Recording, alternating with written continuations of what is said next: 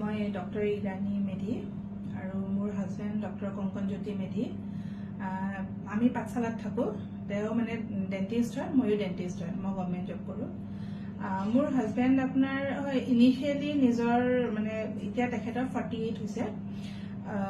30-40 যেনেকৈ জেনেৰেল মানুহ মানে নৰ্মেল মানুহবিলাকে যেনেকৈ ড্ৰিংক কৰে, নন ভেজ মানে ৰেড মিটত থাকে, তেওঁ সেইখিনি কৰিছিল।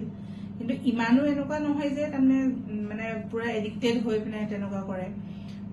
লাষ্ট 2-3 years তেখেতে বহুতখিনি মানে কণ্ট্ৰল কৰিলে। মানে কি মাছটো খায় তেখেতে, মানে মাংসটো আনে যদিও মানে আমাৰ কাৰণে এনে তেখেতে হেৰি নকৰে। জিমো জইন কৰিছে, তেখেতে ৱকো যায়, কেতিয়াও একো প্ৰব্লেম পোৱাই নাছিলে। কিন্তু লাষ্ট 17 মানৰ পৰা 17 নৱেম্বৰত তেখেতৰ মানে হঠাৎ মানে তেখেতে স্কুটি বাইক চলাই মানে ক্লিনিকত কেতিয়াবা আহে, মানে ড্ৰাইভো কৰে, কিন্তু কেতিয়াও একো প্ৰব্লেম পোৱা নাছিল। এই বাইকখন চলাই আহি জাষ্ট ক্লিনিকত হৈছে, হঠাৎ মানে তেখেতৰ লেফ্ট চাইডৰ পেইনটো ষ্টাৰ্ট হ'ল।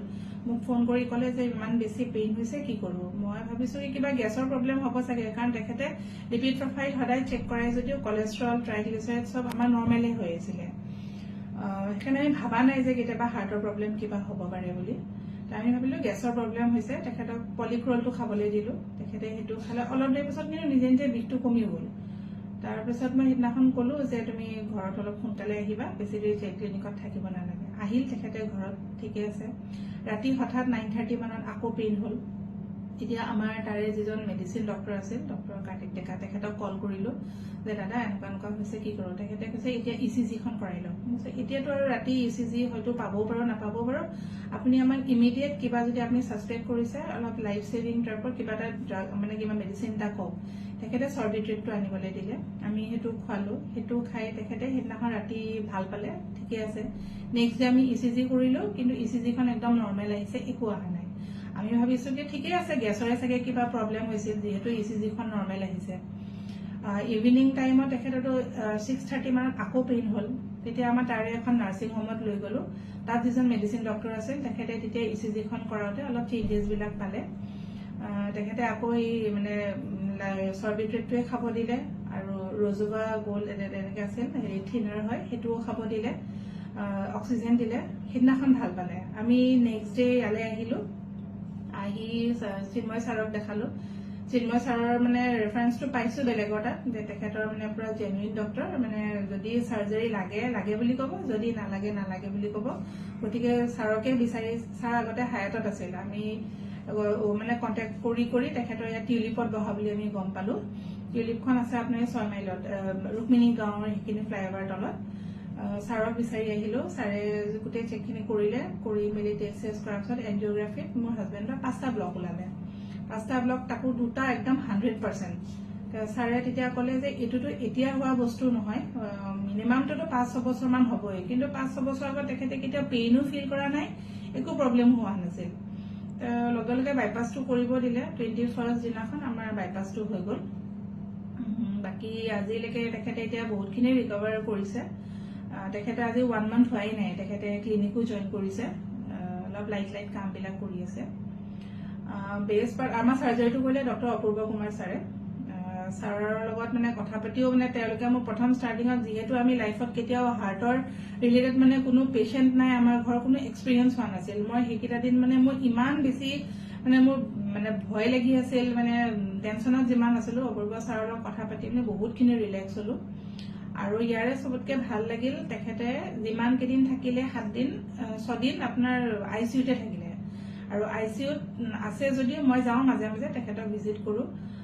মোৰ তাৰমানে কষ্ট কৰিব লগা তেনেকৈ একো নাথাকিল। মই প্ৰথম দিনাখনৰ পৰা ডিচাৰ্জ দিনাখনলৈকে মই আহোঁ, তেখেতক খালি জাষ্ট ভিজিট কৰোঁ, কথা পাতোঁ।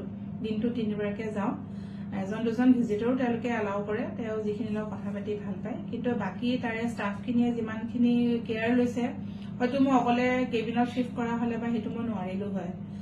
তেওঁলোকে মানে যিমানখিনি তেওঁৰ মানে খোজ কঢ়াৰ পৰা, খোৱাখিনিৰ পৰা, তেখেতৰ মাজে মাজে অলপ মানে নিগেটিভ অলপ হেৰিবিলাক আহে, তেওঁলোকে যিমানখিনি মানে বুজাই মেলি মানে যিমানখিনি তেখেতক মানে ছাপোৰ্ট হেল্প কৰিছে, তেখেতৰ মানে অলপ মানে চাইকলজিকেল সেইটোও মানে বহুতখিনি ৰিভাইভ কৰিছে, ইয়াৰ পৰাই হেৰি হৈ গৈছে।